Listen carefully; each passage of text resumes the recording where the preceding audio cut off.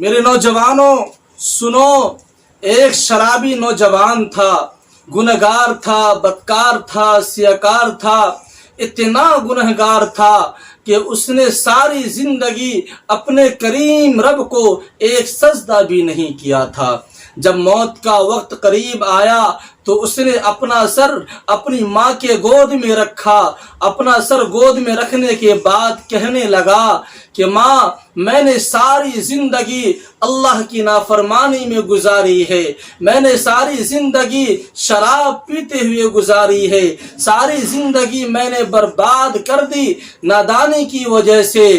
ماں، میرا موت کا وقت قریب ہے، میں مر جاؤں تو اپنے پیر و مرشد کے پاس جانا اور جا کر سفارش کرانا کہ وہ آ کر میرا جنازہ خود پڑھائے۔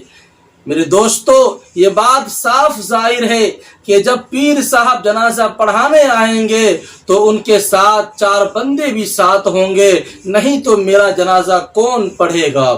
میں اتنا گنہگار ہوں، بدکار ہوں، سیاکار ہوں، شرابی ہوں، میں نے ساری زندگی اللہ کی نافرمانی اور شراب پیتے ہوئے گزار دی ہے۔ اللہ اکبر۔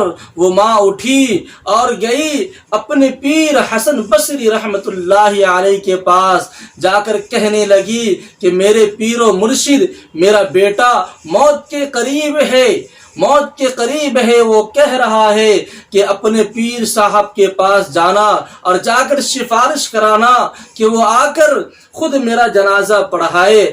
حضرت حسن بصری رحمت اللہ علیہ کہنے لگے کہ مائی، میں جنازہ نہیں پڑھا سکتا ہوں، میں جنازہ نہیں پڑھاؤں گا۔ اس نے ساری زندگی اللہ کی نافرمانی میں گزار دی ہے، اس نے ساری زندگی شراب پیتے ہوئے گزاری ہے، اس نے ساری زندگی اپنے کریم رب، اپنے کریم ذات کو ایک سجدہ کرنا بھی گوارا نہیں سمجھا، گوارا نہیں کیا، تو میں اس کا جنازہ کیسے پڑھا سکتا ہوں؟ اللہ اکبر۔ وہ ماں روتے ہوئے واپس آئی اور دوبارہ اپنے گود میں اپنے لخت جگر کا سر رکھتی ہے۔ سر رکھنے کے بعد کہتی ہے کہ اے میرے لخت جگر، اے میرے نور نظر، کاش کہ تو زندگی میں میری ایک بات بھی مانی ہوتی تو آج میرا پیر و مرشد جنازہ پڑھانے سے منع نہ کرتا۔ زندگی میں تو نے ایک بات پر بھی عمل کیا ہوتا تو آج میرا پیر و مرشد تیرا جنازہ پڑھانے سے انکار نہ کرتا۔ اللہ اکبر۔ وہ نوجوان رونے لگ گیا، تڑپنے لگ گیا۔ میرے دوستو، اپنے دل کے کان کھول کر سنو، اس نوجوان کی آنکھوں سے خون کے آنسو بہنے لگے۔ ماں تڑپنے لگی۔ اس نوجوان نے کہا کہ اماں جی، مجھے ایک بات بتا دیں۔ ماں کہنے لگی، بولو میرے لخت جگر، میرے نور نظر، کیا کہنا چاہتے ہو؟ کیا بات ہے؟ اس نوجوان نے کہا کہ ماں، مجھے یہ بتا دے کہ میرے گناہ زیادہ ہیں یا کریم رب کی رحمت زیادہ ہیں، میری بدکاریاں زیادہ ہیں یا اس کریم ذات، اس کریم رب کی رحمت زیادہ ہیں۔ ماں نے کوئی جواب نہیں دیا، ماں خاموش رہی۔ اس نوجوان نے دوبارہ کہنے لگا کہ اماں جی، مجھے ایک بات اور بتا دیں، مجھے ایک بات اور بتا دیں کہ اگر ایک لمحے کے لیے تجھے میرا اللہ مہلت دے دے، میرا اللہ تجھے مہلت دے دے کہ اے گنہگار کی ماں، اگر تو چاہے تو اپنے بیٹے کو جنت میں ڈال دے، اگر تو چاہے تو اپنے بیٹے کو جہنم میں ڈال دے، اگر ایک لمحے کے لیے اللہ تجھے مہلت بھی دے دے تو مجھے کہاں ڈالے گی؟ جنت میں ڈالے گی یا جہنم میں پھینک دے گی؟ وہ ماں تڑپنے لگی، کہنے لگی اے میرے لخت جگر، اے میرے نور نظر، اگر ایک لمحے کے لیے بھی میرا اللہ مہلت دے دے تو میں تجھے جنت کا دروازہ کھول کر اندر ڈال دوں گی، فوراً جنت میں داخل کر دوں گی۔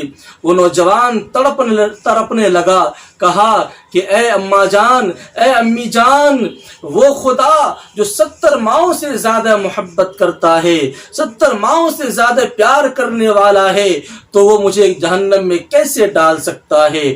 تو ایک ماں اتنا پیار کرتی ہے، اتنی محبت کرتی ہے، وہ کریم رب جو 70 ماؤں سے زیادہ محبت کرنے والا ہے، وہ مجھے جہنم میں کیسے ڈال سکتا ہے؟